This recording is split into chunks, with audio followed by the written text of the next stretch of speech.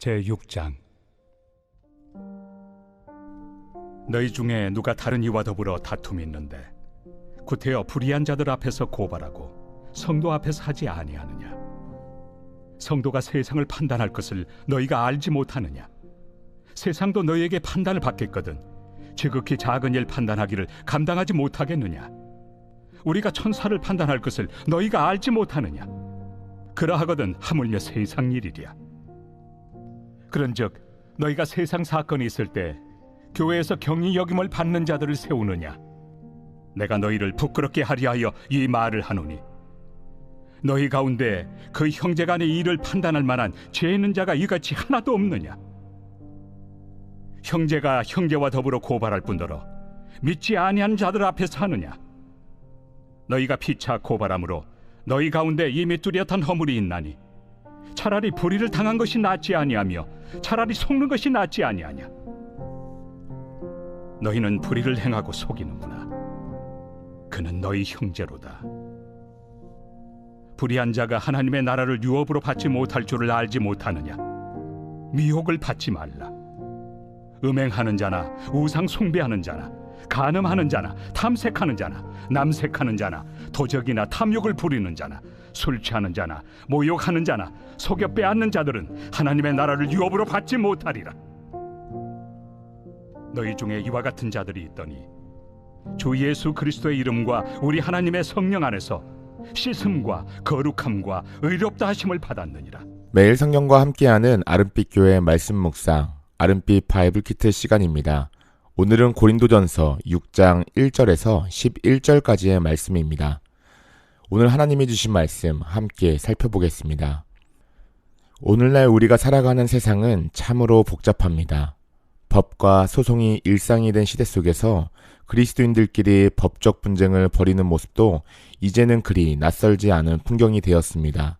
때로는 세상을 향해 오죽하면 법대로 하겠느냐 라며 세상의 사법적 판단을 합리화하기도 하고 그것이 가장 깔끔한 해결책이라 믿기도 합니다. 그러나 오늘 사도 바울은 고린도 교회를 향해 거룩한 분노를 쏟아냅니다. 하나님을 모르는 세상 법정에 성도가 성도를 고발하는 사건을 보며 바울이 마주한 것은 싸움 구경이 아니었습니다. 그것은 교회가 가진 복음의 능력이 실제 삶의 현장에서는 아무런 힘도 발휘하지 못하고 있다는 안타까운 순간이었습니다. 내가 손해보지 않으려고 세상의 사법 권력을 빌려 형제를 압박하는 고린도 교회의 모습은 오늘날 우리의 모습과 너무 닮아 있습니다. 왜 우리는 내 권리와 억울함의 문제를 먼저 하나님에게 묻는 것이 아닌 세상 법정에 위탁하면 안 되는지 본문을 통해 세 가지의 적실한 이유들을 살펴보겠습니다. 첫 번째로 성도의 영광스러운 신분을 값싸게 비칠 수 있기 때문입니다. 바울은 세상 학문과 인맥을 자랑하며 기고만장했던 고린도 교인들을 향해 아주 냉소적으로 묻습니다. 너희가 알지 못하느냐? 성도가 세상을 심판하고 심지어 천사들까지 판단할 존재임을 알지 못하느냐? 성도의 진짜 정체성은 이 땅에서 쥐고 있는 몇 푼의 소유나 등기부 등본의 이름에 있지 않고 장차 주님과 함께 온 우주를 통치할 영원한 권세에 있다는 선언입니다. 하나님은 세상의 그 어떤 판사나 권력자보다 비교할 수 없이 높은 영광스러운 은혜의 보좌에 성도를 앉히셨고 앉히실 것입니다.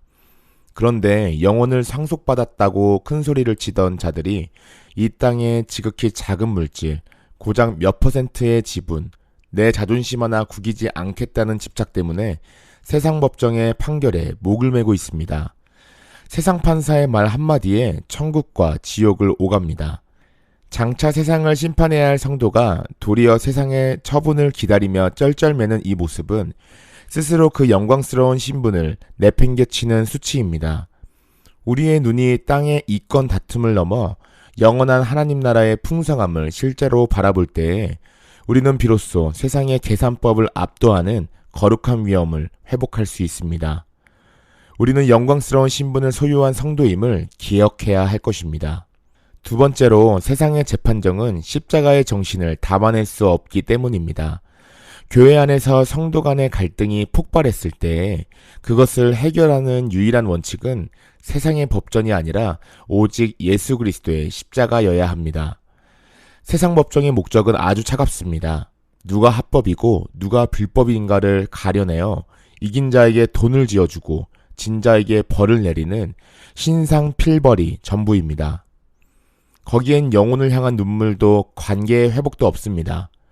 그러나 십자가의 정의는 다릅니다. 죄에 대해서는 피 흘리기까지 엄격하지만 용서와 용납에 대해서는 상상할 수 없을 만큼 관대합니다. 바울이 소송의 당사자들을 원고와 피고라 부르지 않고 끝까지 형제라고 부르는 이유를 기억해야 합니다. 법적인 승리보다 비교할 수 없이 중요한 것은 그리스도의 보혈로 묶인 영적 가족의 관계를 지켜내는 것이기 때문입니다. 참된 지혜는 법정에서 내 악착 같은 정당함을 증명해내는 데 있지 않습니다. 주님이 아무 자격 없는 나를 위해 온갖 수모를 당하셨듯 형제를 위해 기꺼이 손해를 감수하고 차라리 속아주는 십자가의 미련함에 있습니다. 세상의 법으로 내 주머니를 채우고 형제를 잃어버린다면 그것이 어떻게 복음을 믿는 자의 삶이겠습니까? 복음은 시시비비를 가려 상대를 무릎 꿇리는 데서 멈추지 않고 사랑으로 역사하는 정의를 구하는 길임을 마음으로 새겨야 합니다. 마지막으로 세 번째, 세상 법정을 조심해야 하는 이유는 정의의 이름으로 싸우다가 스스로 괴물이 될 수 있기 때문입니다. 우리가 법대로 하자며 재판정으로 뛰어갈 때에 우리는 스스로 정의와 공정을 구한다고 확신합니다. 그러나 실상은 내 이익을 지키기 위해 혹은 상대를 매장하기 위해 또 다른 불의와 도끼를 뿜어내기 십상입니다. 당시 고린도 교회의 부유한 엘리트들은 법의 허점과 자신들의 사회적 배경을 이용해 가난하고 힘없는 형제들을 합법적으로 억압하고 착취했습니다. 서류상으로는 완벽한 승소였을지 모릅니다. 그러나 모든 것을 감찰하시는 하나님의 법정에서 그것은 정의가 아니라 명백한 착취였고 불의였습니다. 바울은 이 탐욕스러운 소송을 음행이나 우상숭배, 도적질과 똑같은 무서운 죄로 취급합니다. 하나님의 말씀을 떠난 정의, 사람을 죽이는 정의는 하나님 나라에 결코 합당하지 않기 때문입니다. 그래서 바울은 탄식을 던집니다. 너희가 피차 고발함으로 이미 뚜렷한 패배자가 되었나니 차라리 불의를 당하는 것이 낫지 아니하며 차라리 속는 것이 낫지 아니하냐. 세상 법정은 결코 우리에게 하나님 나라의 의를 주지 못합니다. 내 이익을 지키기 위해 형제의 가슴에 대못을 받고 얻어낸 승리는 하나님 나라의 관점에서는 참혹한 패배일 뿐입니다. 우리는 내 몫을 챙기기 위해 악을 악으로 갚는 자들이 아니라 모든 판단을 하나님의 주권적 심판에 맡기며 차라리 손해를 선택할 수 있는 영적 부요함을 가진 자들임을 기억해야 합니다. 사도 바울은 고린도 교인들의 숨기고 싶은 과거를 거침없이 들추어냅니다. 너희 중에 이와 같은 자들이 있더니 우리 역시 과거에는 내 이익과 욕망을 위해서라면 수단과 방법을 가리지 않고 남을 짓밟던 자들이었습니다. 영원한 파멸과 인류의 비참 아래에 놓여있던 본질상 불의한 자들이었습니다. 그러나 이제 우리는 완전히 달라졌습니다. 주 예수 그리스도의 이름과 우리 하나님의 성령 안에서 죄의 더러움이 씻겨졌고 세상의 가치관으로부터 거룩하게 구별되었으며 하나님의 법정에서 단번에 의롭다 하심을 얻었습니다. 우리가 얻은 이 구원은 예수 그리스도께서 십자가에서 자기 목숨을 손해보시며 사오신 고귀한 생명의 대가입니다. 그 십자가의 은혜로 살아난 우리가 어떻게 다시 세상의 계산법으로 돌아가 형제의 덜미를 잡을 수 있겠습니까? 복음을 아는 자들의 갈등은 오직 복음의 방식으로만 풀어야 합니다. 내 정당함을 세상에 대리만족받으려 하면 안 될 것입니다. 온 우주의 통치자이신 하나님의 주권을 정말로 믿는다면 내 억울함과 권리를 십자가 앞에 겸손히 내려놓아야 할 것입니다. 사랑하는 성도 여러분, 우리의 삶은 갈등과 불안의 연속입니다.